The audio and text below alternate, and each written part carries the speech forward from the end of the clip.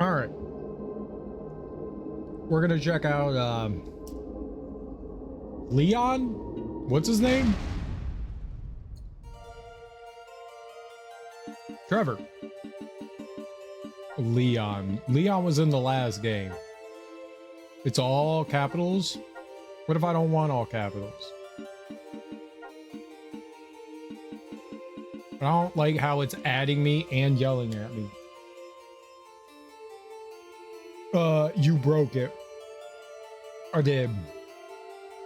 Window capture's awkward.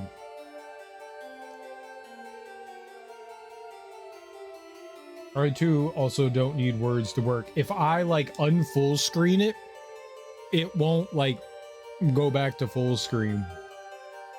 I need to like recapture the scenario thing. No more words, yeah. No more words.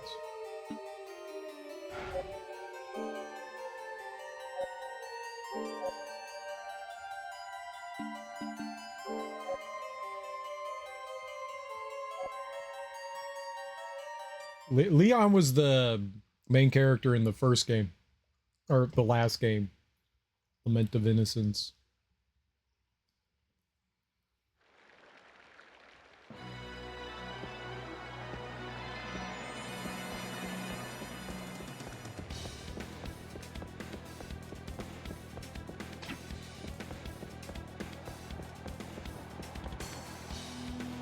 How do I... Ah!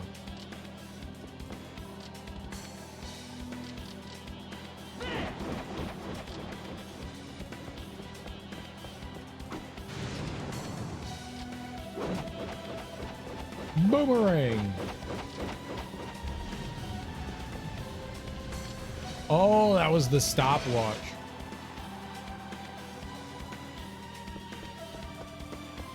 Leon or Noel? Does this guy do chairs too? No, I don't think so.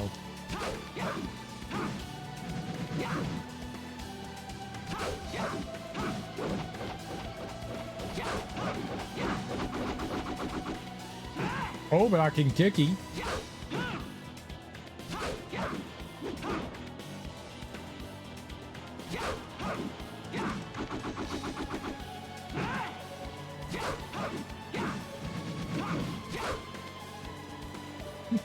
Okay. Ellen?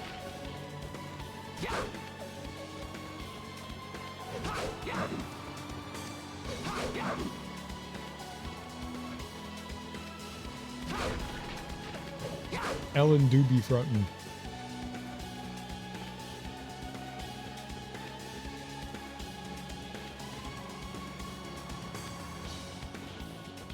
I wonder what he has access to.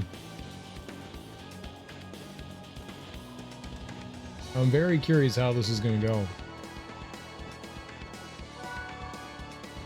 Oh.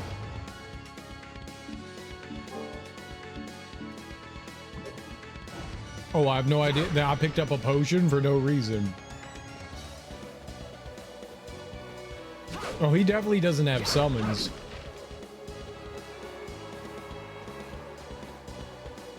This is Trevor the Belmont. This is the Trevory Belmont nerd. I'm gonna go here. Nope. I'm gonna go here. I dare you to do that again. That's the third time it happened. Not the fourth one though. Not the fourth one. Not the fourth one. You can't get me 4 times. No, I mean, you know, I don't know what he all has. He's only got Vampire Killer, but that said that insinuated to me that there might be more to it than that.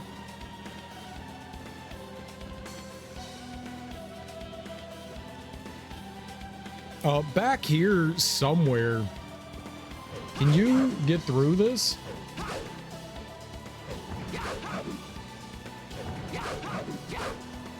So this is just a one-way thing, huh? But you have to come from the other direction. Wish more video games did that, make other characters playable after you finish it. Not every game needs that. And lots of games do it. I mean, they just do it in slightly different ways. Some have like predetermined characters like this, and other games you just create a character and you can play through it in multiple different ways. But not every game needs that.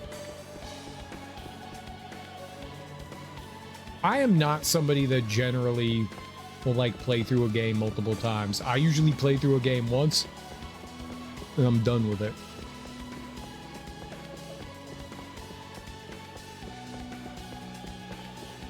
But with the Castlevania games, I've been trying to go through with all the characters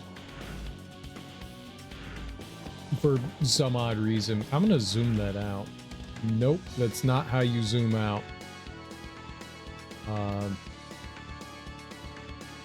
I like modern camera controls in these guys. Oh god.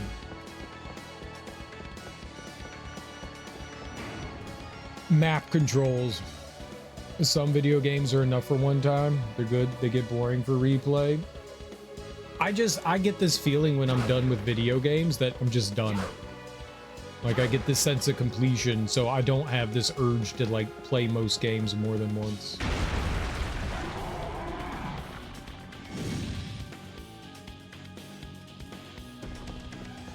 It has no bearing on whether I think the game is good or bad, or it's just, I'm done.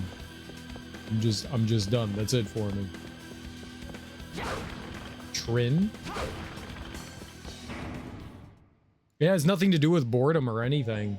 It's just, I've done it. I did it. What else is there for me to do? Some people like to like go through and experience things and re-experience them in like a slightly different way. Well, I can definitely appreciate that, but I usually don't get that with most games. Resident Evil 7 to name one. Excellent game on first playthrough, gets boring. I mean, I get why people would want to play through it multiple times. They've got like different difficulties and stuff like that. Replayability is a much, but what's replayability to like everyone? Everyone has like an idea of what's replayability to them. At the end of the day, it's really all about, does the game loop appeal to you?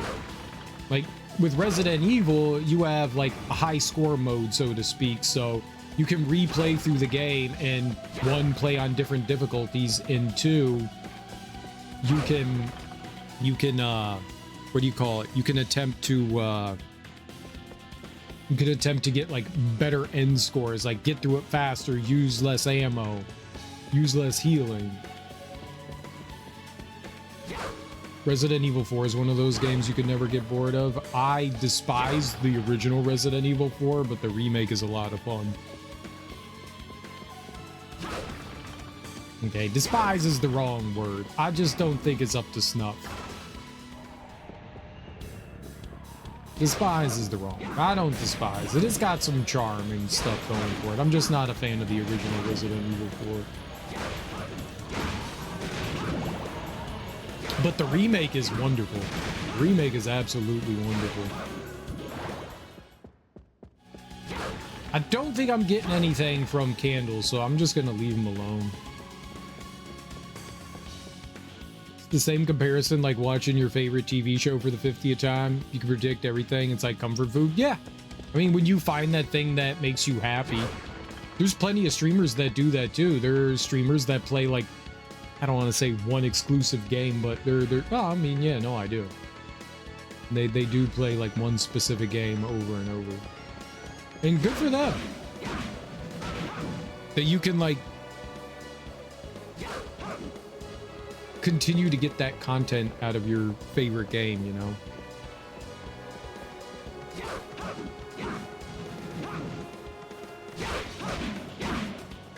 Like, Dark Souls is one of those games where I feel like it's a good example for me and how I, like, approach gaming. I don't see the reason to go back into a Dark Souls game because I've already experienced all the bosses and stuff after my first playthrough. But someone else will look at it and they'll go, oh, but I could try different builds. But it's still fighting the same things to me, so I don't see, like, a huge reason to, like, go back in and replay those because Why do I want to fight the same bosses again just with different weapons? To me, that doesn't appeal to me. Like, different builds and stuff just doesn't have it. Even though I love Dark Souls and I think it's one of my favorites, I just don't have that. But there's plenty of people out there that'll sit there and, like, min-max and try to find ways to, like, create a brand new experience again. And that's cool. I can 100% appreciate that. And I've enjoyed watching other people do that. It's just not my bag.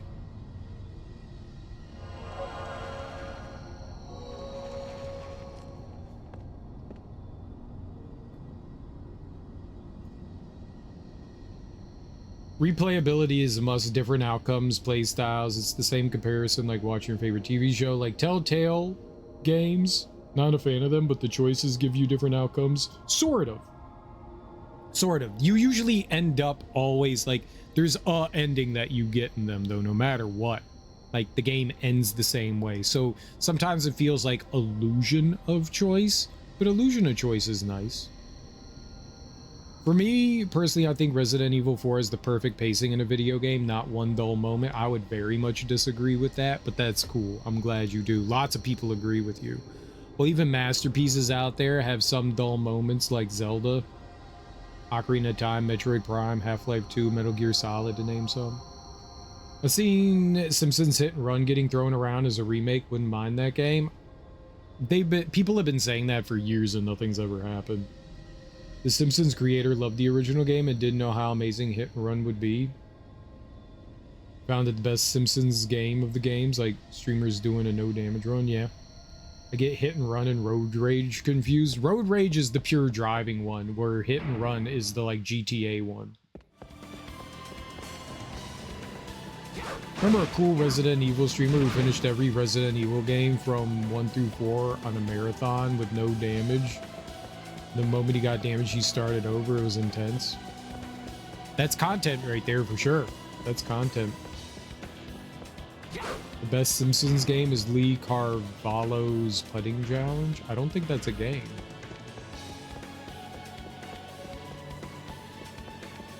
Don't think that's a game.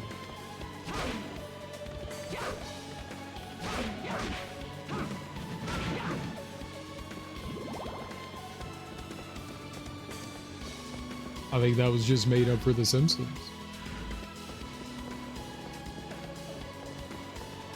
It's been a long time since they've had a Simpsons game. I'm kind of surprised, like, how much they joke about, like, monetizing with, like, Krusty the Clown and stuff.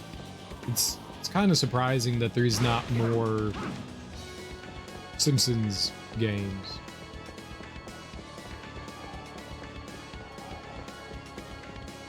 The last one was the movie game? What movie game? The last game I thought was,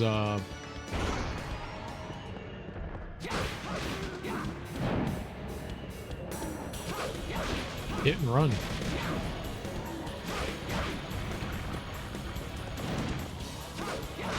I don't recall there being a movie game tie-in.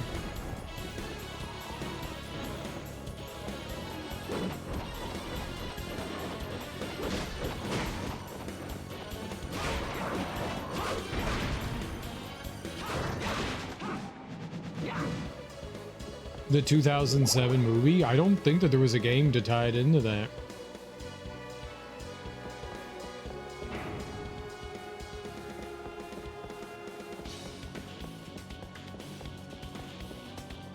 Oh, that's beyond me then.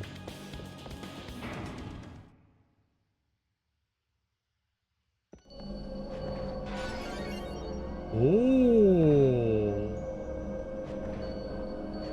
Interesting.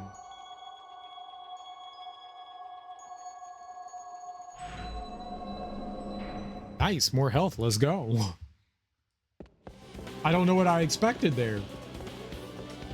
Was spoiled with that PS2.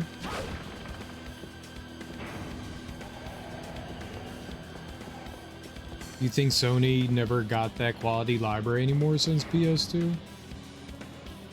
Games just come out on more platforms nowadays. Quality of games are still there, they just come out on more platforms. mean, the console wars kind of ended a long time ago, and Nintendo is Nintendo. Though it seems like they're all trying to start shit back up again. Sony was releasing a lot of their games on PC, and they just recently announced that they're not going to be doing that anymore. I mean, you're just hurting yourself. The games didn't sell as well as they thought that they would. There was also something else that they said, but games come out on multiple platforms now. Especially now that PC seems to be like the leader. The leader being.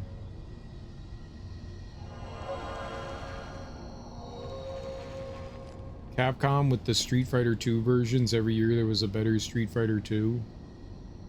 It's like I buy half a game and wait for DLC. Nah, plenty of games come out. DLC just adds to an experience.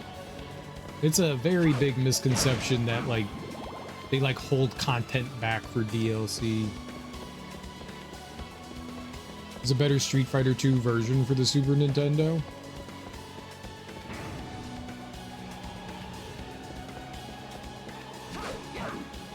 I didn't have internet back then, so the ignorance was in my favor about what. Some DLC feels like full games, like The Witcher 3. The Witcher 3 is some mighty fine DLC for sure, yeah. Played a lot of EA Sports then. I played a decent amount of some EA games. I liked NBA Street.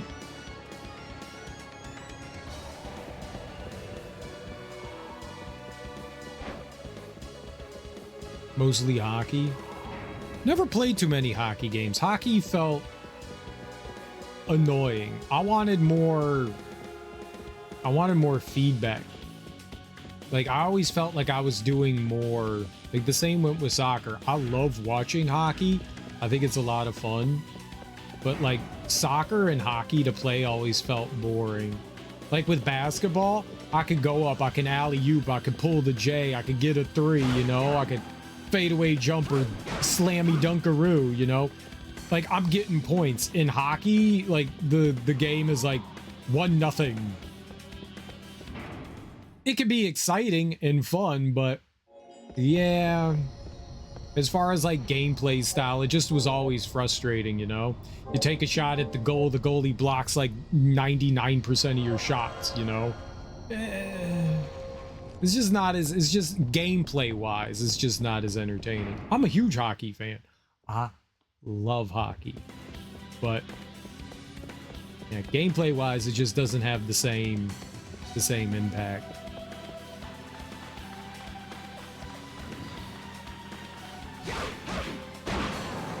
I like soccer too. Soccer's a lot of fun to watch, but as far as the game is, yeah.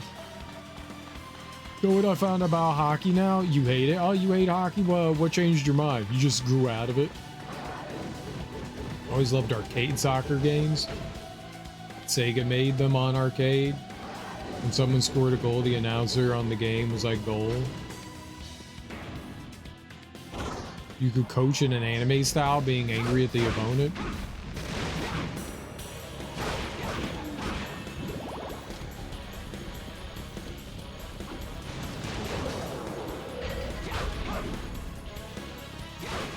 I feel like that's just soccer in general. The announcer yells goal. Played too much hockey, wrestling too. Never got into the wrestling games. The only wrestling games I thought that were fun was WWF Arcade and like the Def Jam games like Vendetta. The basketball game, not basketball, the wrestling games always felt so cumbersome, slow. Give me like Killer Instinct where I can actually hit buttons. Like I gotta mash and grapple and stuff. I grew out of like wrestling as a thing for me when I was like maybe like 12 or 13. And so when like SmackDown and Raw and stuff, Monday Night Raw and shit were taking over. Like, right when The Rock was coming on scene was about when, like, I just started to lose my interest of wrestling. But that's when like all the games were taking off, like all those big games on the Nintendo 64, Attitude and shit like that. Like, people loved it. It just lost my interest. And I'm not saying whether it's good or bad, because I don't think wrestling is bad. It just lost my interest. No Mercy, SmackDown. Yeah, no, people loved it. Remember playing Jackass, the game, where your high score is based off how high your medical bills were? That's funny. I didn't even know there was a Jackass game. I loved wrestling games because I love watching wrestling on TV with all these iconic characters like Ultimate Warrior, Sting, $1 Million Man. All those people are dead. They're not all dead. They're all dead. Love wrestling with a couple of dudes in the mud. Look, man, you tried to grease... Look, man, we know you're gay, but you tried to grease me up, and that's just not cool.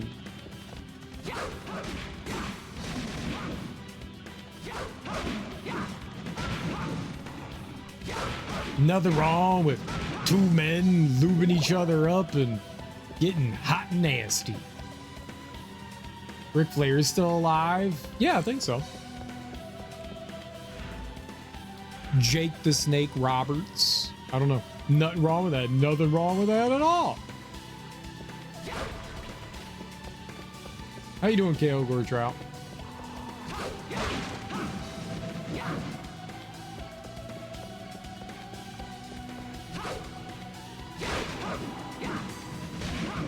The way wrestlers abuse their bodies is impressive, that they can live past the age of like 60.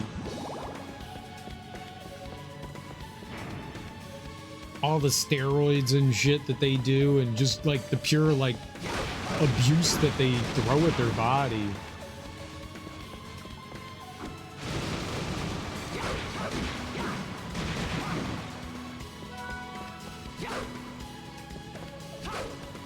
Yep, I don't want to break that. Defense up, let's go. Hell yeah.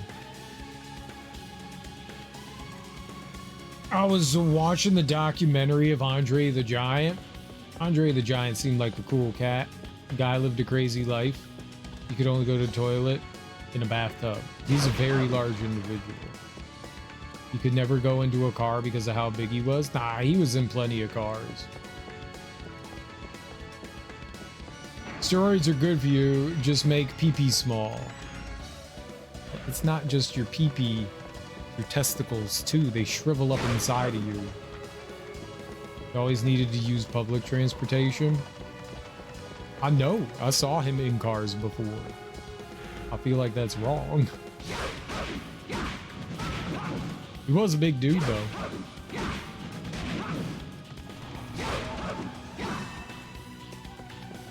He needed to drink so much wine and beer because of dealing with chronic pain. I think I mean, yes. I mean, because of the disease he had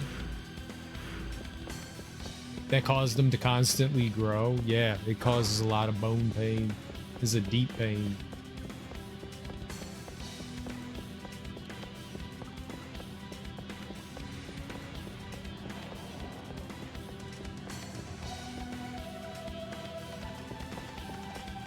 Yeah, that's the I forget what that's called, but yeah, your bones just continue to grow, so you just continue growing your entire life.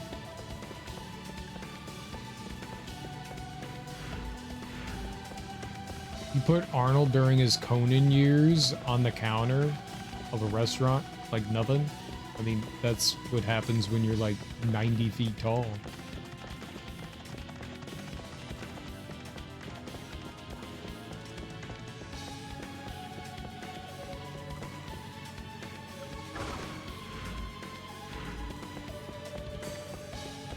I've always heard good things about Andre the Giant, though. Never really heard anything like too negative. I mean, other than like he was just like, he drank a lot. Probably like the worst thing I heard about him, but he seemed to be like a genuine dude. which is always nice to hear.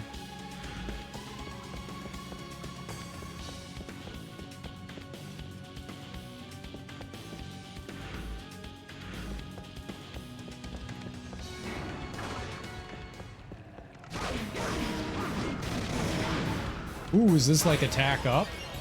Parameter. What does parameter mean? What parameter? I have a lot of parameters.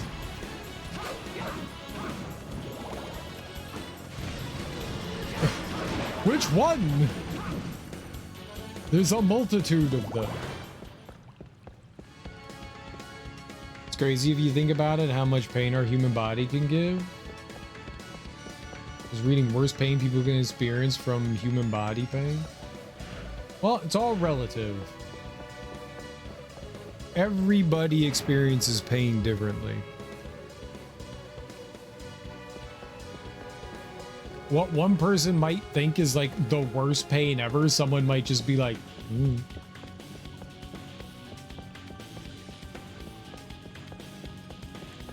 I tore my ACL and I was walking around on my knee like nothing happened, and someone told me when they tore their ACL was the worst pain they ever lived through. So I mean, it really is all relative. Everybody experiences stuff differently. Cluster headaches? Oh yeah, cluster headaches sound horrible. Migraines are horrible. Oh right, we break the pillars. Yeah. Once fell very hard on my bike and I was okay. The moment I got kidney stones, I cried like a baby in the emergency room.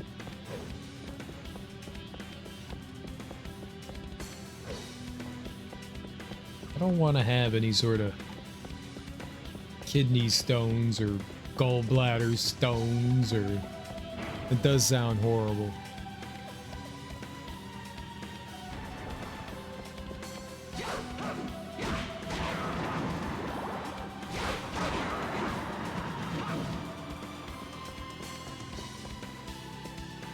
Drink a lot of soda. That's one of the big things. That hydration, that'll learn anybody, right? That'll learn anyone. When I was growing up and we played, I was on like every sports team that I could play on, or at least every sports team my parents would let me. One of the kids I played with growing up, he got kidney stones, and the doctor was like, dude, like, you need to drink more water. And ever since then, I was like, I already drank a shit ton of water. But like all the parents were like making sure us kids were staying hydrated and stuff. Kidney stones can be one of two things. It could be lack of like taking care of yourself, like not drinking enough proper liquids like water and stuff. But it can also be genetic. You can also be more predisposed to developing kidney stones, and that's something you can't do anything about.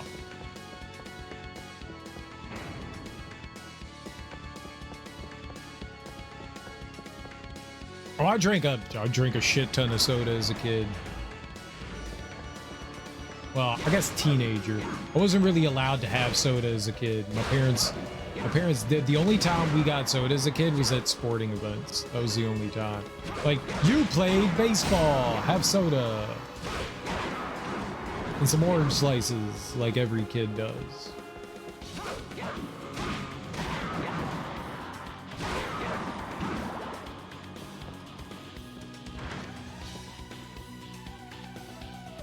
But yeah, I drank a fair amount of soda. But everybody is more... Some people are more prone to it than others. But I also drink a shit ton of water.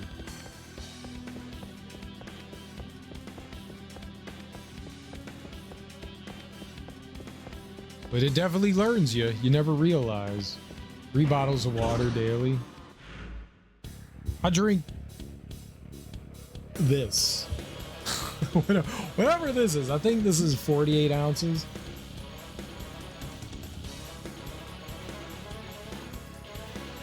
I filled this up. Killed it this morning and filled it up again.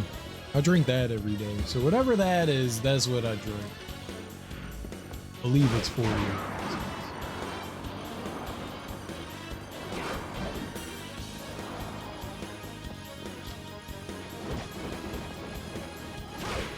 Hey, I was stupid.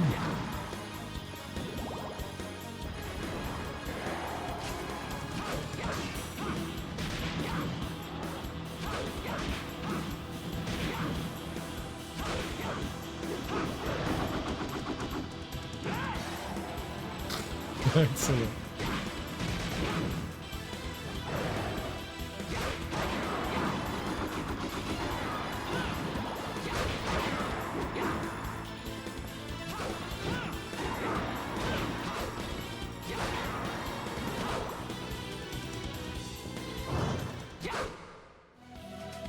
He was able to charge up. There's got to be some like movement I don't know about. I drink about 2 Olympian-sized pools worth of water per day. Oh man, he must have to pee a lot. It's one of the worst pains, I thought. When water hits good, and you wake up in the middle of the night and you're thirsty and you drink a glass of water, best feeling. Ice cold water is my favorite. Nothing beats ice cold water for me. Nothing even comes close. Not even a little bit. Not even a little bit.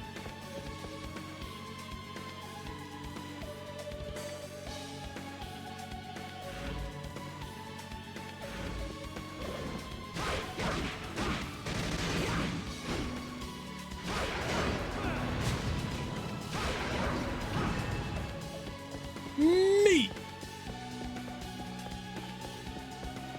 Like it is absolutely hands down my favorite thing to drink. Like nothing. Ice cold water. I just store it in the balls. You got some huge balls, bro. All in the balls. My uncle lives in an Eastern European country, always calls water the weak water and only drinks the angry water like vodka. Good for them. Who needs a liver? It'll heal. Huge. Very good. Very good. Cirrhosis is my favorite.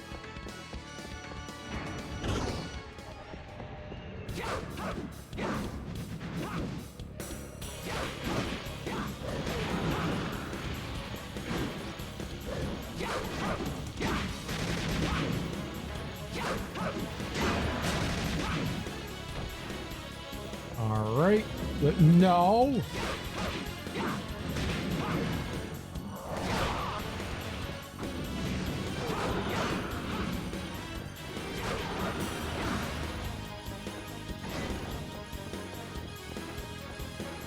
Yes, let's not target the thing directly in front of you.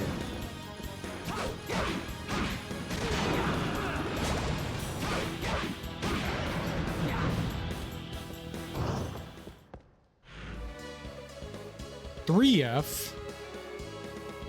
Ooh, that there's so many different ways that you could go here. I'm gonna just keep going this way. We'll figure it out.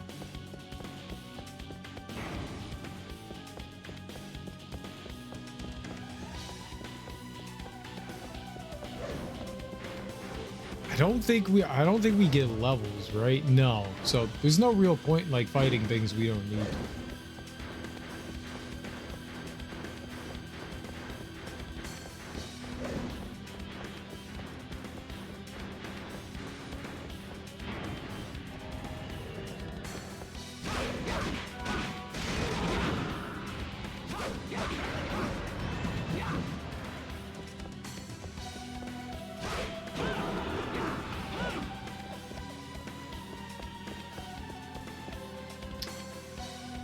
You know that feeling when you open the fridge and you don't want to eat what's there, and after some hours you open the fridge again, you lower your expectations, you're like, yeah, why not? What's in the fridge? What don't you want to eat? When I was younger, I would do that. As an adult, I don't really do that anymore. But as a kid, it was quite often that I did that for sure.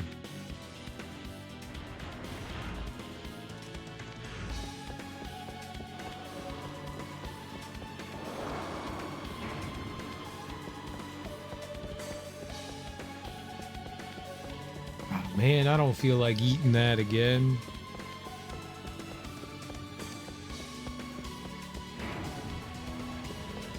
I mean, there's always like, I'm in the mood for this, I'm in the mood for that. Like, I totally get that. I am a bit of a finicky eater, but I buy the things that I want to eat. Usually.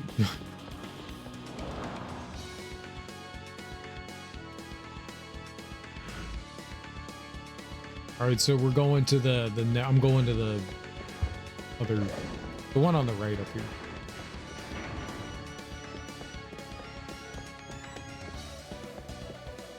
Is that the save room? Yeah, let's go save again.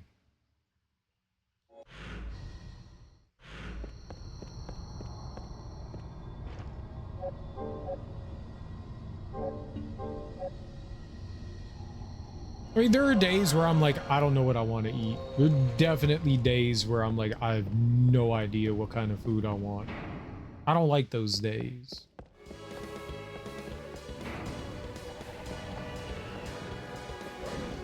But I always have like a couple of foods that I'm just like, yeah, I'll eat that.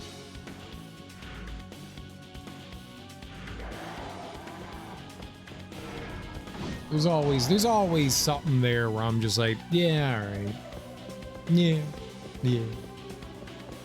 I have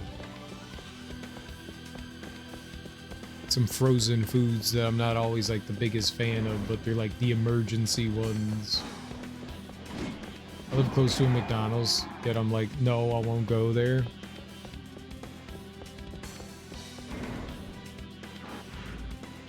My mom every once in a while will, when she's out and about, she'll call me up and be like, hey, I'm stopping to grab, you know, she did it yesterday. She was like, I'm getting a fillet of fish. I had fast food for the first time in I don't know how long. My mom got me a Big Arch, the new burger thing.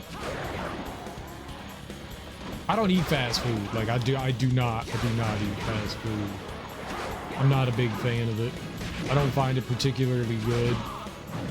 But if someone's like, hey, I'm gonna pick you up food, I'm not gonna be like, nah, I don't want food, sure. 90% of my meals are home cooked. More than that, like 99% of my meals are home cooked.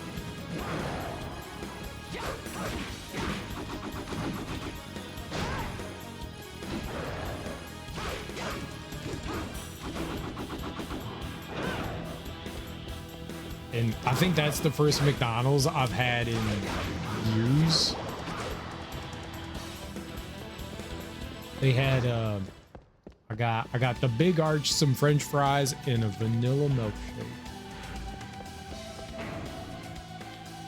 It was okay. I didn't realize, I had no idea what the Big Arch was. My mom was just like, it's the new thing, I'm gonna get it for you. And I was like, sure, whatever, fine. I don't know what that is. The only downside, I thought, I was like, cool, a burger. I like a burger. I didn't realize it was two big ass patties, meat patties.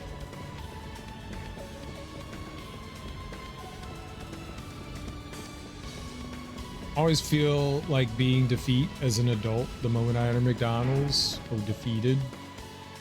I don't eat fast food very often, like maybe once or twice a year. I mean, you know, that's not true. I would consider like Pizza Hut and Domino's to be fast food too, and I get those like every other month. So, you know, maybe once a month I'll get some sort of like takeout.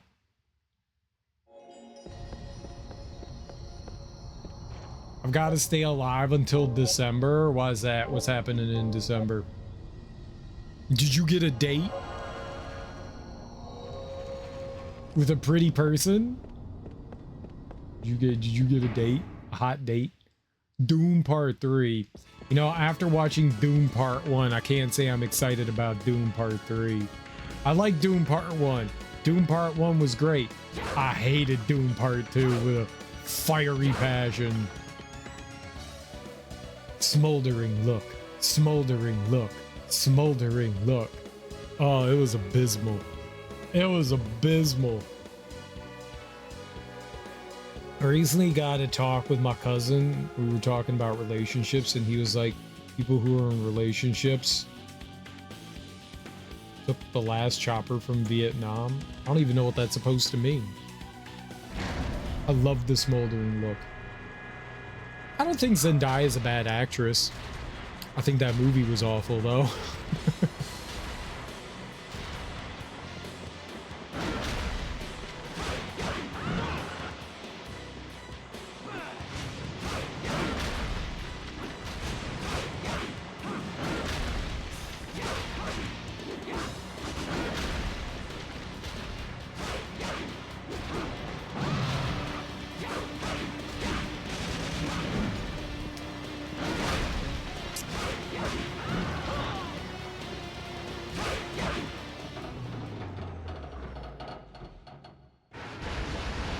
Everything is F today with dating apps. What?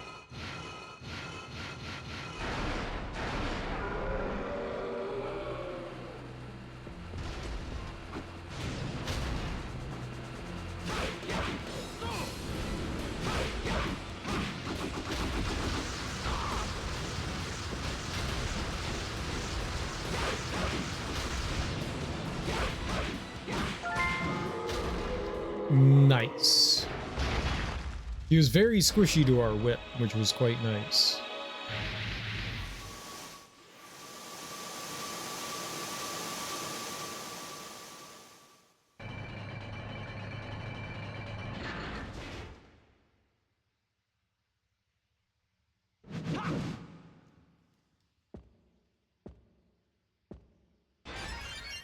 Parameter up. Wonderful. I wonder what that does. Maybe it like boosts a bunch of things. It doesn't seem like it's just one thing. It looks like it boosts a couple. My attack's at 40. Okay. And guess who's in part 3?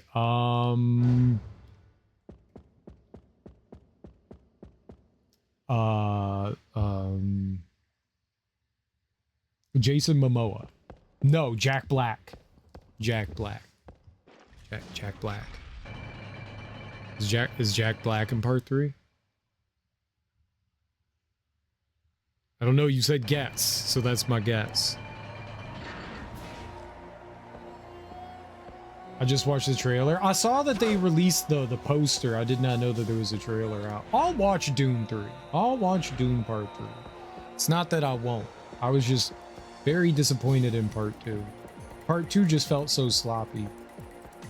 I was very disappointed. I guess because I enjoyed Part 1 so much, I was just disappointed in how sloppy Part 2 felt.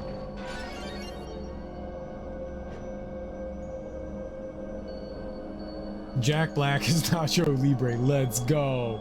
You don't care for Jack? Aw, man. I don't know, man. He just oozes charm. I like him a lot. He seems like a good guy. Maybe he can be a bit much, and if that's your problem with him, I totally understand.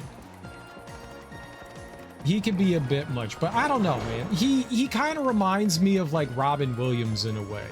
He seems like very genial, but also just like he just loves to make people laugh. Like that's his thing, and he does his own thing, and you know, I appreciate him for it. I like Jack Black. I don't know what it is about him, I just enjoy him. The only time I really liked him was as Paul in Walk Hard. I haven't seen the Dewey Cox story in a really long time. I have not seen that in a really long time. I recall it being alright. I recall the Dewey Cox story being alright. It's been a long time since I've watched it.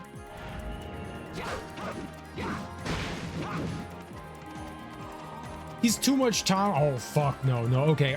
I do not like Tom Green. Tom Green?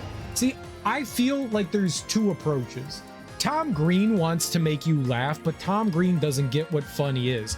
Tom Green has no idea what comedy is. Tom Green will run around slapping his ass going, is it funny yet? Is it funny yet? Is it funny yet? What if I honk my balls? What if I honk my balls? I'm gonna twist my nipples until you laugh. Tom Green doesn't like, that's his like kind of comedy. Jack Black also does something similar. I don't think that you're wrong, but I don't think that Jack Black does what Tom Green does. I think they have a similar approach. They do want to make you laugh, but I think Jack Black is a lot more innocent in the way he does it, and Tom Green is definitely just a moron. He's a moron. He will do anything in the world that will. And Jack Black is, I think, just trying to having fun. I think he's just trying to have fun. And I think there's a Tom Green's the skibbity toilet of the 90s, probably. The Canadian skibbity toilet. There was someone else I was talking about this past week. Reminded you of Tom Green? When Jack Black honks his balls, he means it. He does. He does. Kevin Hart. There was a moment in time where I very much enjoyed Kevin Hart. I don't know how to feel about Kevin Hart anymore, to be perfectly honest. I don't mind the fact that he's everywhere and he's kind of like sold himself into that. That's okay with me, you know? Like, I mean, that's fine. If you want to just like, he's Krusty the Clown, you know?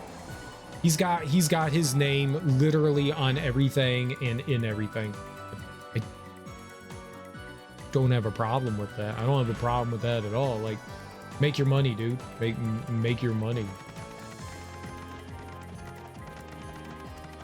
If you're comfortable with having like Kevin Hart razor blades and Kevin Hart pencil sharpeners and Kevin Hart, you know, washcloths, yeah, fine. Fuck, it's cool. It was Cat's turn. Then he had that breakdown on stage and they're like, well, let's move on.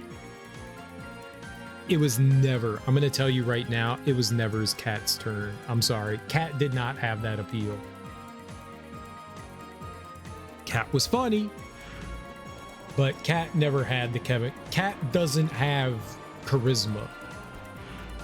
Cat just does not have charisma. I definitely thought Cat Williams is funny. Cat Williams does not have charisma. He just doesn't. Doom Part 3 is gonna have Anya Taylor-Joy. Oh, your girlfriend. I got you. Well, that makes sense. I totally understand. Your future wife is in it, so like I get it. I get it. Oh, for some reason I thought these two things connected, but they don't. They don't.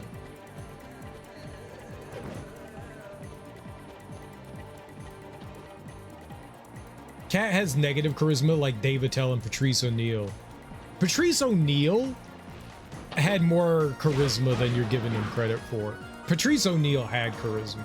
That's why I like Patrice O'Neal. I don't like Dave Attell. Dave Attell has negative charisma. I agree. I agree. He definitely does. I don't think Patrice O'Neal. I think Patrice O'Neal actually had charisma. He seemed, despite the fact the way he carried himself and his negativity, he still had charisma. Dave Attell does not have charisma. Dave Attell is like a fucking wet paper bag. She looks really cool in the Freeman suit. I'm sure she does. That's why Patrice had to work so hard to push people away. I love Dave though. I've never found Dave Attell funny. Dave Attell comedy to me is like paint drying. But, you know, it's always one of those, we were at 140 for attack. Oh, it says in the bottom right corner. Okay, it says attack up. When it says parameter up, I gotta remember to look in the bottom right corner. I tried Late Night with Dave Attell or whatever. What was his late night show? The Comedy Central one. I tried so hard to watch that shit, and I don't get it. I don't get it. His sense of humor just didn't appeal to me. Patrice Insomniac, that was it. Yeah, late night. Dave's tags on tags on tags. Oh, new joke. Tag. Surprise. You saw all of them. Yeah. He just didn't have that appeal to me. You know? I get it. Saying he has a dry sense of humor is putting it mildly. Like, it's Mojave Desert dry. Like, dude, man, drink a fucking cup of water, please. Some people that's gonna be, like, great for. Other people, oof. Oof.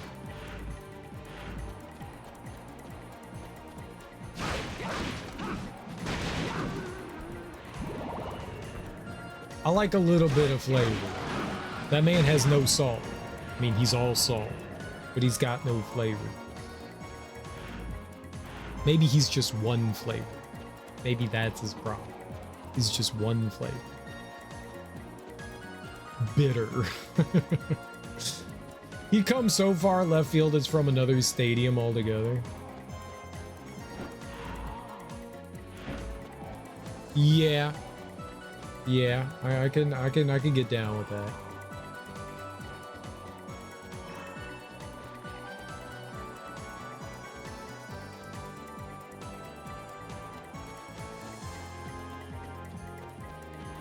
What does Dave Attell do now? Does he also have a podcast? Hello, I'm a comedian and I have a podcast. That's all comedians can do nowadays. They can't be in movies or sitcoms anymore because those don't exist. So they all have podcasts. Shit's hard, man. The shit's hard.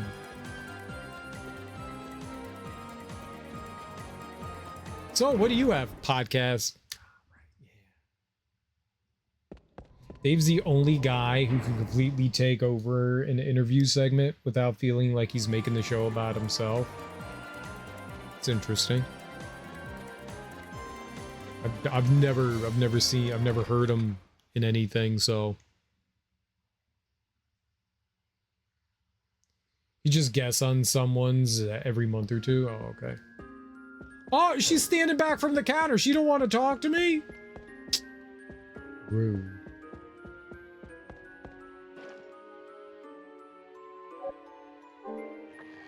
I don't need to sit in chairs anymore. Girl.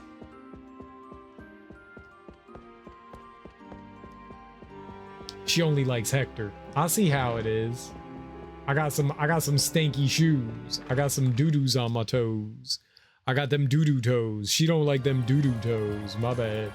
I got them doo-doo toes. I don't think he's done anything but stand-up since Dave's old movies, which was vintage porn. What? Vintage what is that? I found his segment bit funny, like Dave doesn't like traveling because his father always beat him up with a globe. I feel like that's a joke.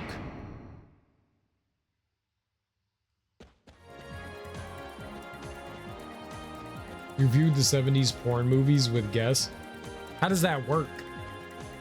Was it like Mystery Science Theater? You can't show that. What was that on? Was it on like the Playboy channel or something? What is your joke? Oh my god, they have so much body hair.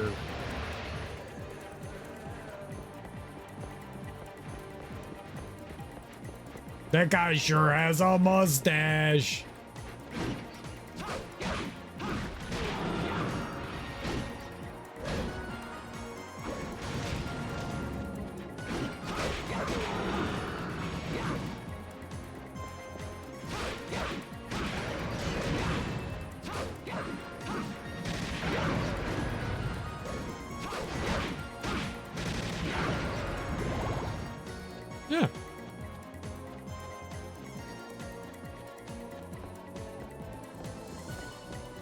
It was on Cinemax, Showtime, HBO. It was on like one of the premium networks. I got you. They never actually showed the movies. I think they may have showed blurred stills occasionally. See, that's not fun. If I can't see what they're seeing, that's not fun. I have to imagine what they're watching. Like, get out of here.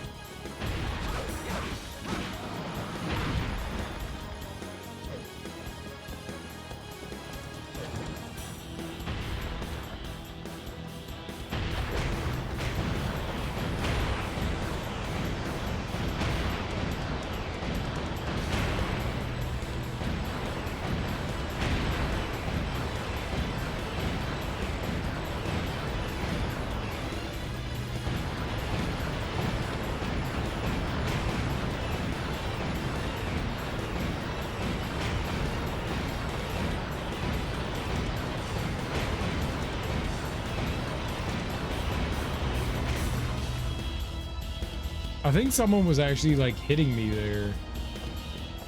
Maybe it sounded like it.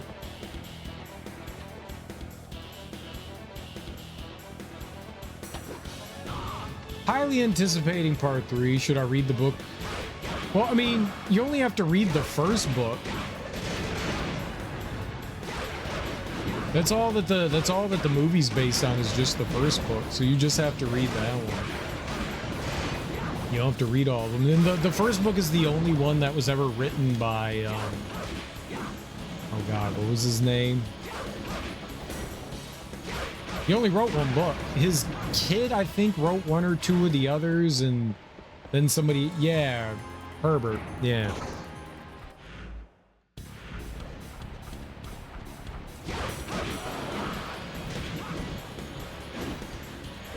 Yeah, Frank Herbert.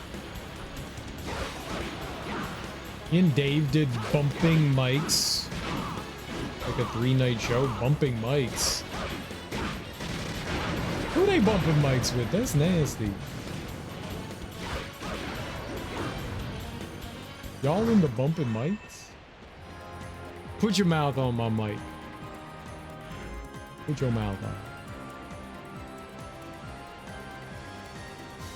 There are like 14 books, but only 6 by Frank Herbert. No, I thought he only wrote the first one. He wrote like outlines and drafts to other books, but I don't think he actually wrote them. Like, I don't think he finished any, right? He only finished the first Doom book, right? Like, they weren't complete? Or am I just like really wrong there?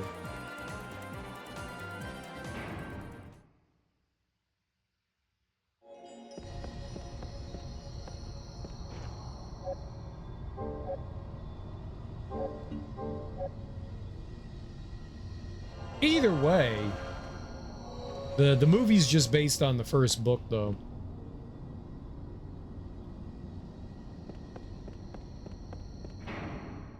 So no, you don't have to read all 14 books. You could just read the first one, unless you want to read more. I think you should wait for the movie, though. Watch the movie and then read the book afterwards.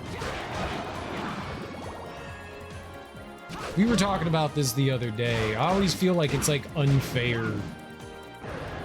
It's hard for me to separate the two as like different sets. Herbert wrote 6 Doom books. Dune's by far the best. Dune, Dune Messiah, Children of Dune, God Emperor of Dune. Here is the name of a book. Here. Heretics. Ah, gotcha.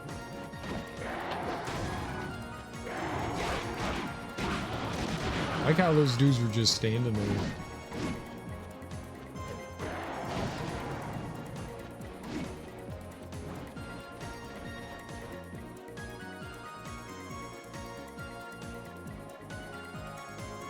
Okay, well, he definitely wrote more than I thought. I thought that he only...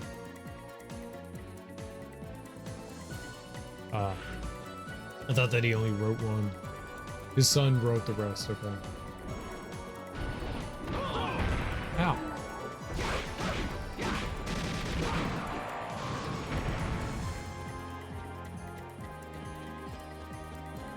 Well, that's a lot of Doom books, man. That's a lot of Doom books.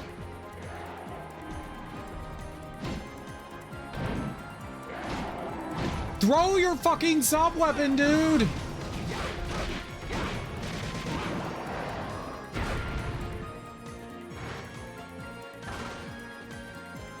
Still haven't read Brandon Sanderson, Wheel of Time. He's a streamer that I watch who's like really big into like the high fantasy stuff, and he talks about Wheel of Time often enough. He said it was like really hard to get into. He had to like force himself to like get into it. I have zero desire to read stuff like that. Not a high fantasy kind of person. I just bought all the original Black Company novels on Kindle for $42. That's basically free, right?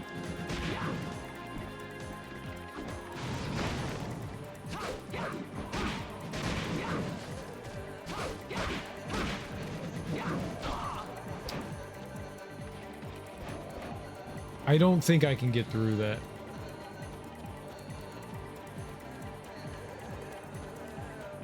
There's a new book out, another one coming. They aren't in the pack. Yep.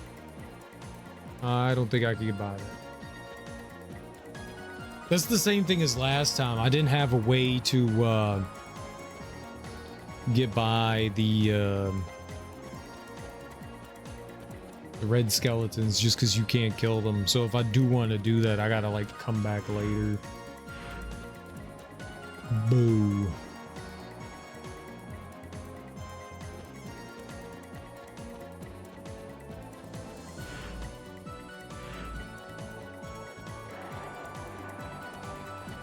So it wasn't an all-encompassing package. Yeah, it's a lot of Doom, dude. There's a lot of Doom. That's a lot of Doom. I have the first new book in hardback, but it's an actual continuation, not the insert story.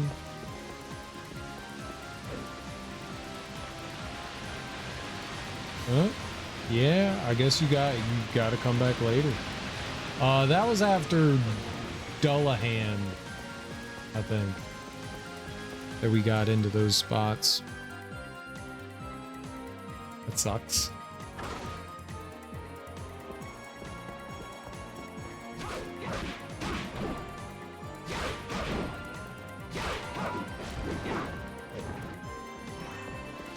I still have a bunch of books. I bought books. I had like a friend recommend me a bunch of books, and she recommended like 6 or 7 books, and I've never read those. So I haven't bought like a book to read in a very long time, because it's like, well, I need to get around to reading these things.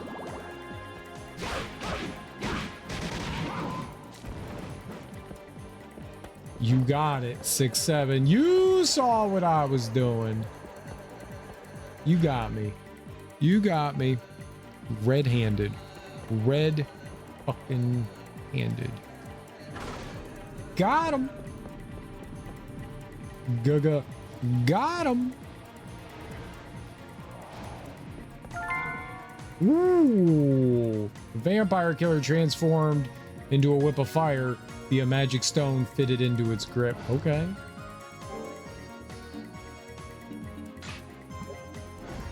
Burn they asses. I'll burn your ass.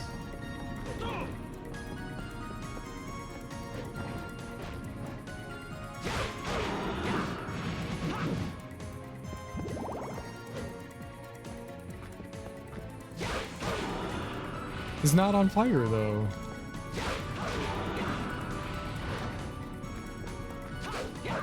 Can you please be on fire? Oh, I didn't. Did I? I did equip it, right? Yeah. Well, burn him.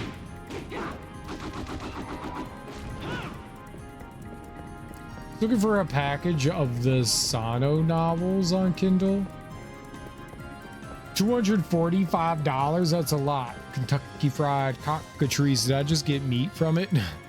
I wasn't paying attention. That'd be cool. I killed it with my fire and it gave me meat, so I ate it.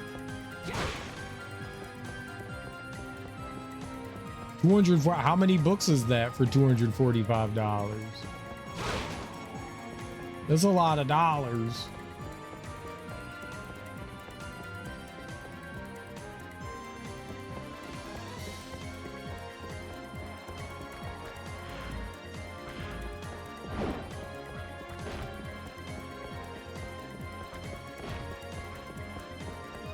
$17? Holy crap. 19. I mean, what? That's like $13, $14 a book. That's not too bad.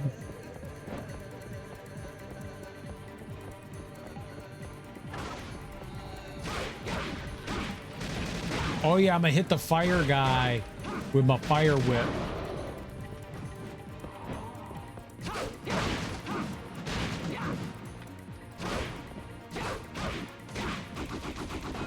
Maybe I should just use Vampire Killer.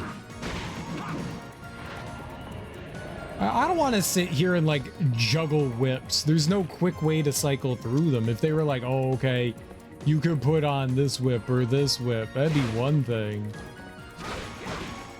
Like, I'm gonna give you the fire whip, but everything here is fire. Doesn't do me any good. Some were 8, some were 15, some were 19. Okay. That's a lot, though. $245 for 20 books.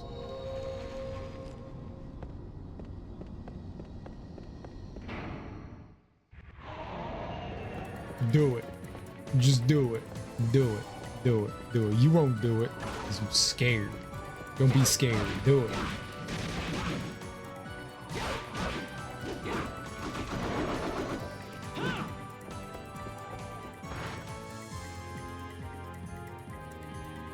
What book franchise are we talking about? I don't know. I've never heard of it. Sano Ichiro is appointed His Majesty's Royal Investigator of People, Places, and Events. Malazan, Samurai, Japan. Samurai! Laura Joe Rowland. I know exactly who that is. I've never heard of him.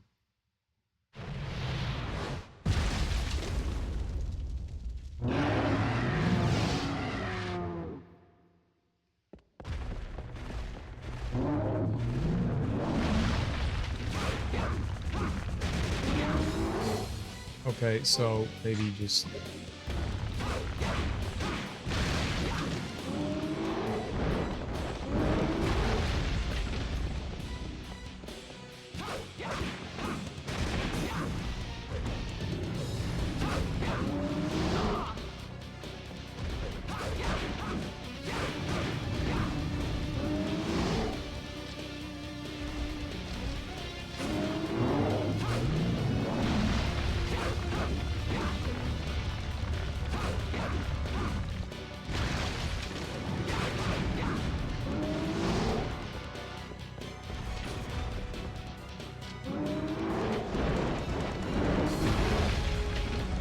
It was a good jump that you did there, man.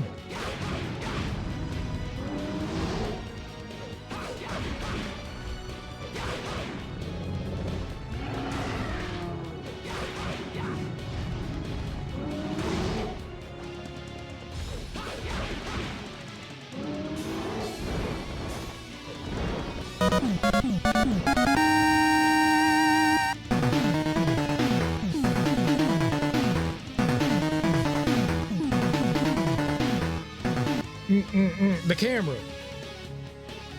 Scuba Saw, welcome on in, homie. How was your stream? What were you playing? What were you getting into? Forgot all the words I normally say. Something like that. It was words. It was words. Let's give you a shout out. Thank you so much for bringing your people over to my people. I appreciate that. I hope you had a great stream. I hope you had a good time. If you're new here, hi, I'm Serial Killer, and we are playing through Castlevania Curse of Darkness, and we just started up a playthrough with Trevor Belmont from Castlevania 3. Well, welcome on in. I hope you guys had a good time. What was Scuba Saw getting into? I've fought like 4 Glintfrost dragons. I've already fought. Why did I read that like that? My baby daddy sent me money by accident. Oops. That is your money now. Lemon Giuseppe, welcome on in. Nightman Flock, welcome on in. Hello, fellow vampire killer. I'm playing Symphony of the Night for the first time. Yo, dope. How are you liking it so far? And from the Netflix TV show. Oh yeah, that's right. The characters in this game are some of the people that were in the first Netflix Castlevania TV show. I don't remember it, but apparently they are. Welcome. Thanks for the follow. I appreciate it. Symphony of the Night's a cool one. It's a cool one. I've been slowly working my way through all the Castlevania games. I have played all the 2D ones, and now we're going... This is the last 3D one. The only ones I have left now are the Lords of Shadow one, which I'm excited for. The reason why I played all these is because I wanted to play Lords of Shadow 2, and I was like, well, if I'm going to play it, I'm just going to play all the Castlevania games, because that makes sense. So I've slowly gone through and played through a bunch of the different Castlevania games over the past like couple of years. It's taken a while to get through it. It's taken a while. You got so much book fantasy knowledge recently on chat, it's understandable that you forget about other things. I never remember anything. I have done way too many drugs and drunk way too much alcohol. My memory's shot. I don't remember what I did yesterday, let alone what happened in chat 10 minutes ago. It's gone. And then you combine that with streamer brain. I am reading things and gaming, and I'm thinking about IRL things, and that just causes your brain turn into what I ate about an hour ago, oatmeal. The donkey on the treadmill is, his carrot is all like moldy and he won't move anymore. It's pretty cool. What would you say my favorites were? I think Symphony of the Night is my favorite Castlevania game, and I don't think anything even comes close. And my favorite 3D one so far is, surprise, surprise, Castlevania 64. I think it's actually the best one so far, which is weird because most people say it's the worst one, and I enjoyed it the most so far.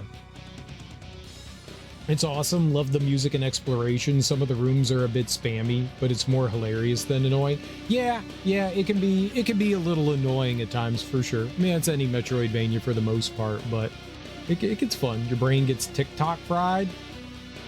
Yes. What's TikTok? I'm too old for this. I'm a Zoomer, not a boomer. Yeah, Symphony of the Night was, I would say, like the second Castlevania I beat. I think I beat the first Castlevania I beat was Castlevania 2 when I was a kid. And then Symphony of the Night was the next one. I have a very special place in my heart for Symphony of the Night. I've only played the NES ones beforehand. I love Castlevania 3. Castlevania 3 is my most hated Castlevania game. I fucking hate that game. It's bullshit. It's bullshit. I like Castlevania 1 and 2. I feel like 3 did some really cool things. Like 3 introduced some really cool mechanics, extra characters, and different paths through the game. That's really dope. That's really dope. I've played through the game once. I went down, I did the whole entire lower path, and I got Alucard, and I just wanted to pull the hair out of my head. I'm already balding, and Castlevania 3 made me lose more hair. That game is brutal. It felt so cheap. Like, Castlevania 1 felt cheap, but it also felt like somewhat forgiving at times, and it's a short game. Castlevania 3 is like twice as long as Castlevania 1, and there was just so much frustration that I got in that game that like the other classic ones never really got to me in that way. Like, there's just something evil about Castlevania 3. Like I was just like, oh, thank God we're done. I'm never touching that again. I'm totally gonna play more Castlevania 3 though. No, Castlevania 2 is not impossible without a guide. I beat it as a kid without a guide. Not impossible. You just have to have a lot of free kid time to figure things out.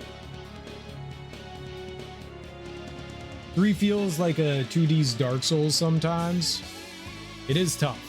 It is tough. When people used to say, is it NES hard? Now they say, is it Dark Souls hard? The nice thing about the NES games is that they're relatively short. You know, there's a lot of bullshit they throw at you, but you're usually not spending 80 hours in a game. You're not spending, you know, 15 hours fighting one boss because you just don't know what you're doing. Now it's like, is it FromSoft hard? But it used to be NES hard, and I think it's because of Castlevania 3 and Star Tropics and Battletoads. Not sure what they were thinking with the weird places you kneel in BS. If you pay attention to what the people say, it's not too bad. You can figure out everything from what the villagers say. Though there are some bad translations in that for sure. You could definitely figure stuff out. One thing that they tell you off the jump is that people lie to you. So yeah, you're just like, well, why does it say this weird nonsense? Well, yeah, people lie to you. People lie to you. They did that in the Japanese one too.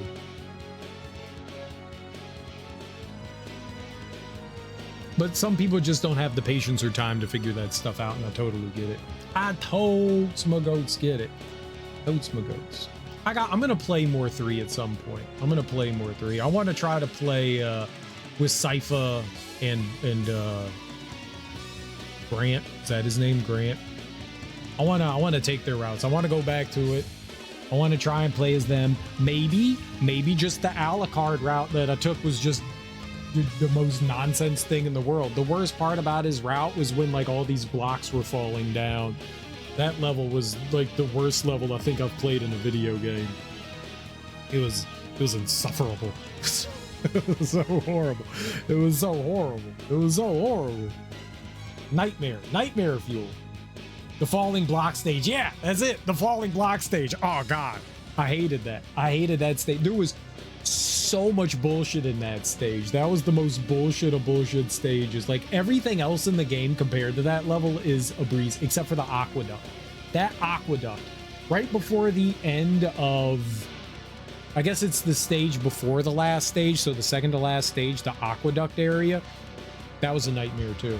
That was a nightmare too. Because like going through the aqueduct and then into that long hallway with the Medusa heads is just horrible. It is so horrible. It is so horrible. And if you die, you're just hosed. Because the boss there, right, that's the doppelganger. Oh man, that took me forever to do. That took me forever. There are a couple of moments that are just pure suffering in that game. Just pure suffering. But I think like different characters like make things easier or harder. I mainly played through the entire game as Trevor. I mainly played through it as Trevor. I only used Alucard sparingly here and there. Because like trying to use Alucard to fight enemies and stuff like that felt pointless because like it just barely did any damage. It's tough. It's a hard game. Castlevania 3 is no joke a hard game. That's a toughie. That's a toughie. That's definitely a toughie.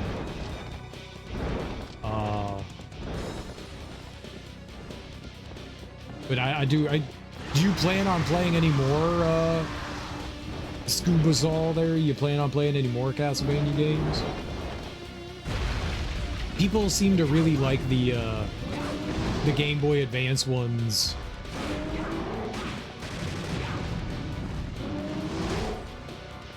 And the DS ones.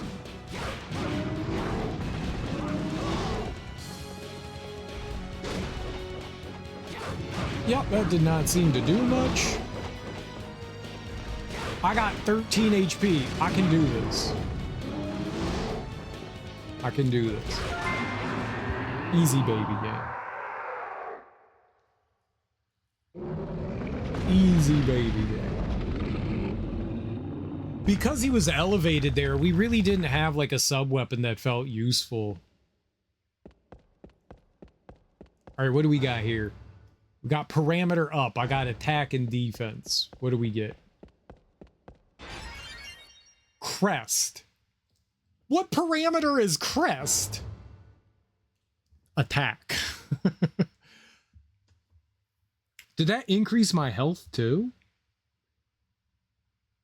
Crest is not, this is not a parameter. It said parameter up and then crest. I don't know what that is. The knife is pretty, I wasn't doing much damage though. I can do more damage with just whipping them. One whip was the equivalent of throwing the knife, so it didn't feel worth it. It's kind of shocking how crazy the knife is in this game. At least against that one, it didn't seem very helpful. One of my whip attacks did more damage than the knife did.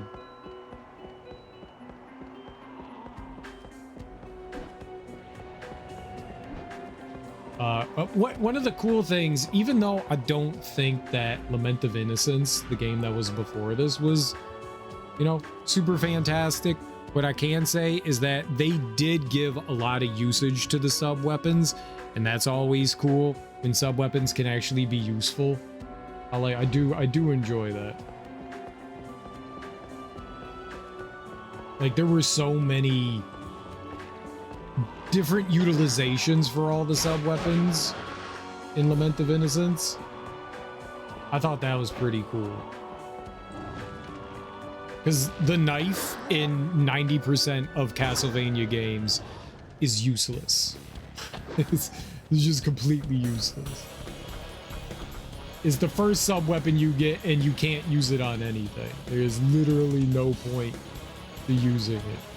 All right, I guess I can't get, we'll have to, I wonder how getting into the Tower of Evermore would work for Trevor.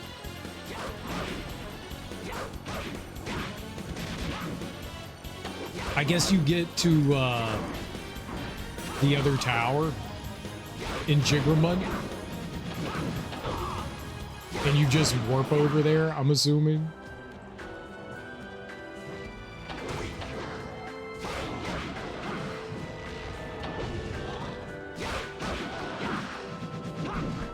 What? Didn't I just kill you? You know what? I don't have time for you. No, stop. I don't got time for him. I don't got time for him. And in this game mode, you can use the knife item crush twice, and it solos the first couple of bosses. Crush? What do you mean crush? I don't have an instruction manual. Hold down the button.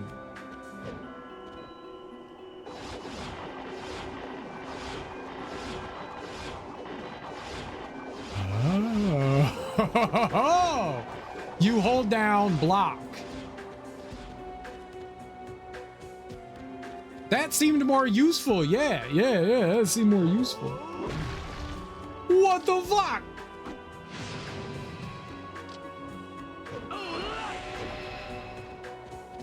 What hot dog?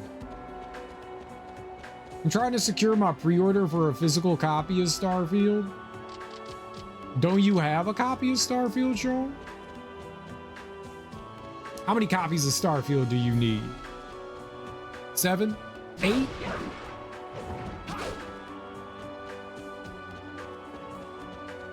How do I get out of here? I'm lost.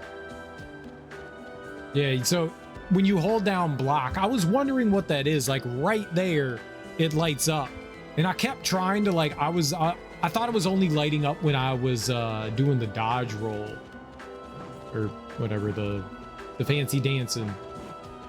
I was wrong. It's just when you hold down block. All right, that's actually really helpful. I would have not figured that out otherwise. I'm glad you said something there, Nightman, because I would have, that says attack up. I would have gone through the entire game and I wouldn't have known about that. Best Buy might be the way to go. This one will be for the PS5. Sean, I'm gonna need you to buy me a PS5 Pro, please. I even only knew about it because I saw it in another stream a couple weeks ago. Oh, nice.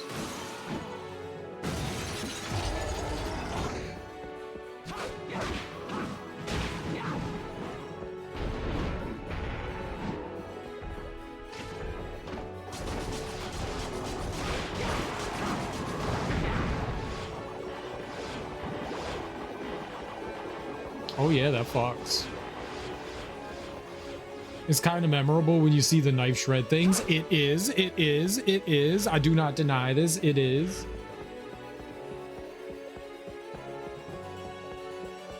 I need to buy myself a PS5 Pro, one with the built-in disc drive. Do they even have that? Is that even a thing? Do they have disc drives in the PS5 Pro?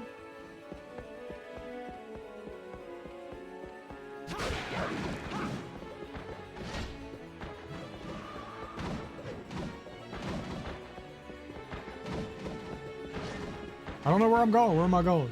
This way? This seems like the best way to go for anyone. Disc drive sold separately. I got my PS5 with a disc drive specifically because I knew it was going to be like the replacement for the PS4. Like I wasn't going to be using my PS4 anymore. And I wanted to play my physical games that I owned.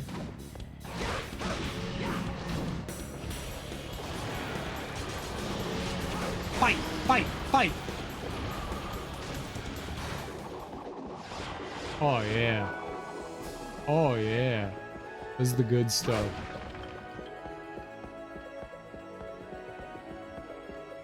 It feels kind of just so shitty that you have to. I mean, I get it. Some people don't want the disc drive, so they're trying to like. I still feel like they're trying to nickel and dime. I still feel they're trying to get like squeeze a couple extra dollars out of people's pockets to get that disc drive.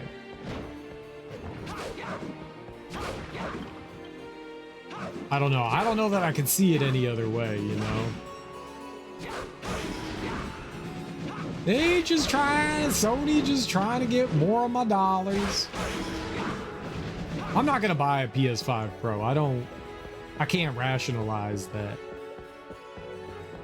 Sell my PS5 and then get a PS5 Pro. I wonder how much, Sony has a trade-in program. I wonder how much money you can get for the trade-in program through Sony. And I wonder if you'd be better off selling it on your own. I got my Commodore 64 without a drive and got the drive the next month. What sort of drive comes with the Commodore 64? How do you play something on the Commodore 64 without a drive? That's a thing?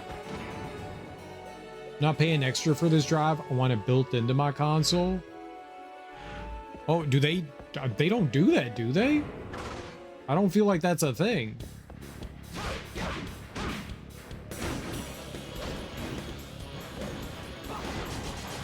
Go, knife, and it only costs $10? 10 Castlevania coins?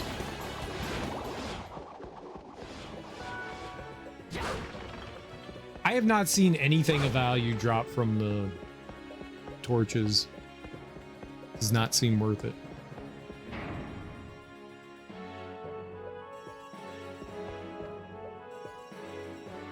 PS5 Pro. Right. You have to buy it separately. Right. Probably the most powerful knife in the franchise. It seems pretty good, man. It seems pretty good. Well, the knife was pretty good in Lament of Innocence, too.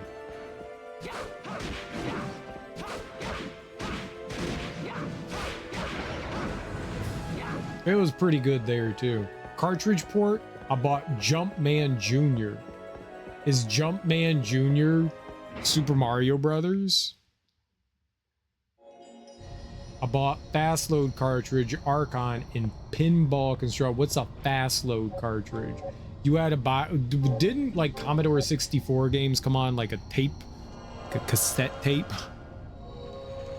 It's good there. Harmony of Dissonance as well. In a similar way, spell books instead of orbs.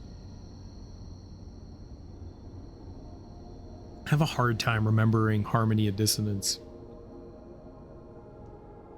I remember, I mean, not hard time remembering it. I just don't remember much about it. I think I've played through that game twice, but I'm not sure. I think I have. I played through it for the first time. I'm gonna just say the first time last year. I had never played any of the DS games.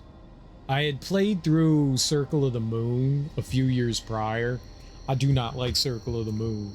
Circle of the Moon was a massive letdown for me. Honestly, I think all of the Game Boy Advance and DS ones were pretty big letdowns. Like, I think it's partially me, but partially they were chasing glory. Like they were trying to be Symphony of the Night, but they kept like missing what made Symphony of the Night special. Don't take this as I think like they're bad games. I don't think that they're bad games.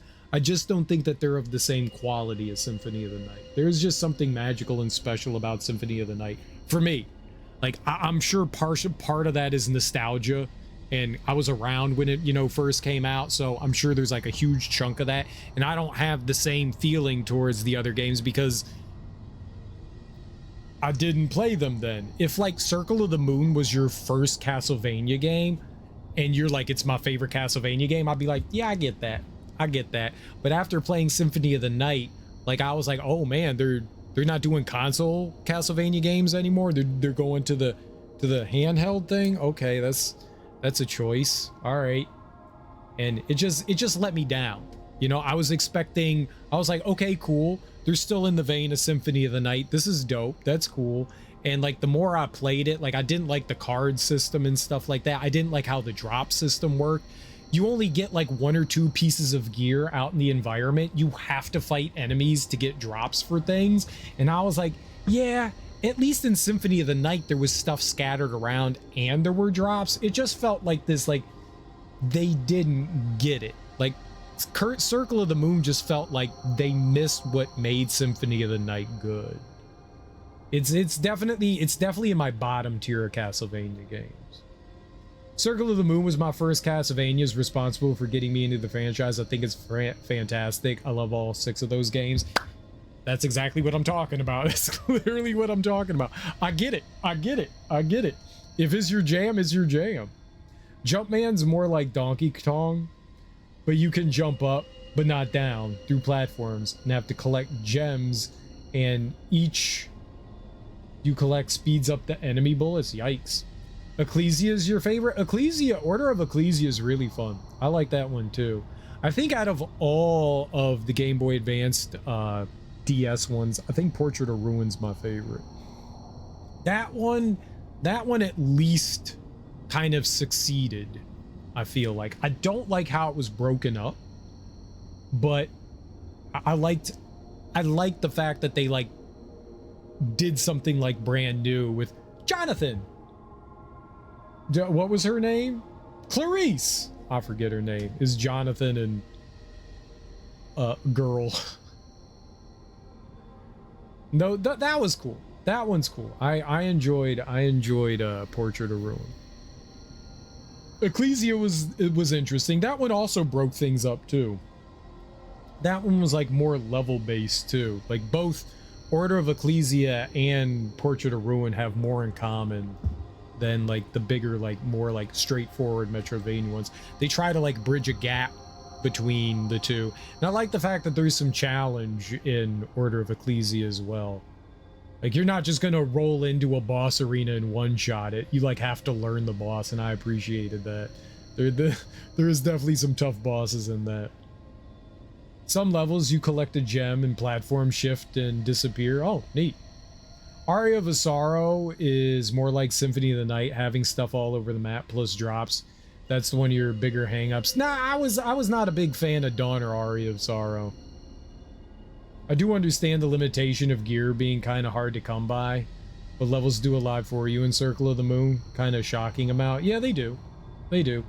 I just don't feel like any of those games, and people love Aria and Dawn of Sorrow, and those are probably the closest to Symphony of the Night, but I still think that they suffer from the same problems that all the others do. Just like my biggest hang-up is one of the hang-ups that are in this game, in the base game, is grinding enemies Like if I want to 100% the game, it now becomes a chore and it's not fun anymore. You don't have to do that in Symphony of the Night. If you want to collect all the like souls and stuff like that and cards, now you have to sit there and fight things and hope that the broken luck treats you well. And that's never a big, like, that belongs in MMOs. That should not be in, like, drop rates. There's no reason for a drop rate to be like 0.06%, you know? there's no need for that. I'm not saying they have to be 100%, but I don't know. It just, and they never tried to switch it up. All those games are just, okay, you get a card, you get a soul, you get whatever, but it's always the same mechanic, and they didn't try to change that. And I think that's what kind of bothers me the most about them, is like, yeah, I've done this like 5 times already. Like, I don't know. It just, in some way, it's kind of like Pokemon, you know? I wouldn't play Pokemon. Pokemon doesn't appeal to me in that way because I don't get the cutesy, I want to collect everything kind of thing. And I think the same thing falls into those like Castlevania games. And I just feel like that just kind of like disrupts the system. It kind of like slows down the enjoyment of the game. Where I just want to go forward. I don't want to run in and out of rooms killing one enemy 400 times, you know? I just want to like keep exploring and moving on. I understand not being a fan of Dawn, but not being a fan of Ario kind of shocks me. I don't think, and don't misunderstand me. I'm not saying they're bad games. That's not what I'm saying. I'm not saying they're bad or awful games by any means. This is me just like criticizing the mechanics in the game. It's not part of the core game in Aria, basically, at all. It's just bonus if you want everything to say you did. Sort of. Sort of. I do feel, to appreciate a game, you have to interact with its mechanics, or else why are they there? Like, if you could just completely ignore a mechanic throughout a game, then why did you put that in there? And that's a big criticism I have in a lot of games, where if I can completely ignore mechanics and they serve no big overall purpose, then why is this here? Like in Dark Souls, you can have different builds and stuff like that.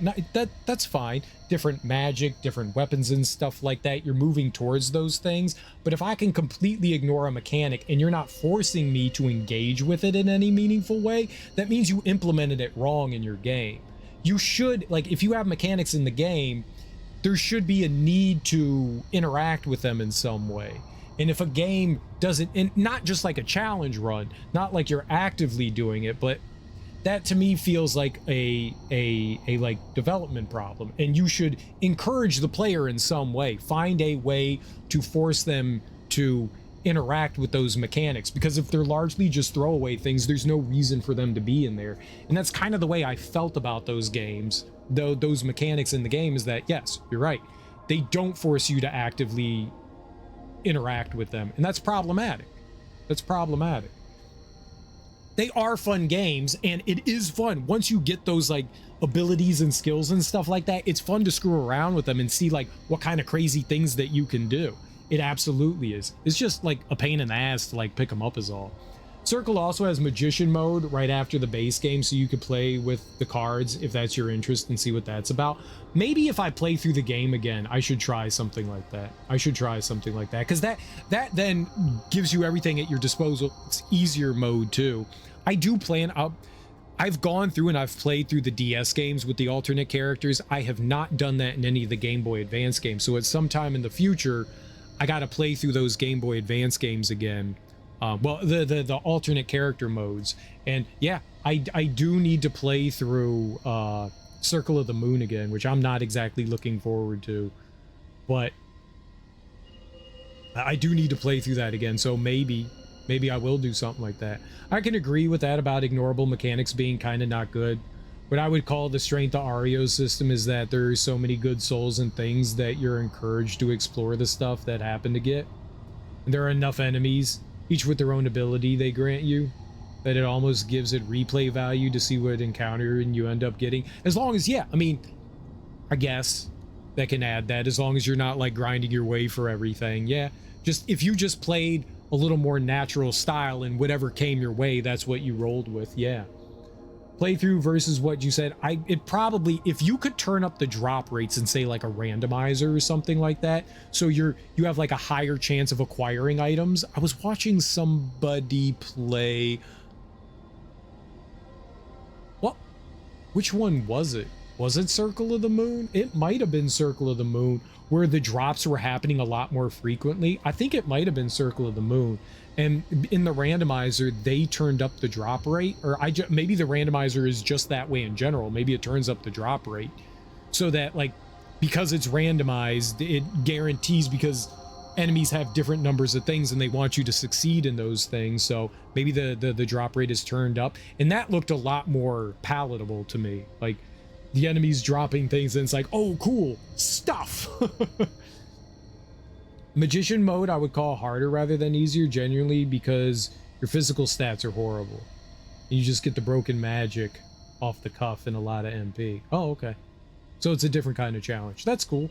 I always wanted to do, I've never done luck mode in Symphony of the Night, and I've always wanted to try that out.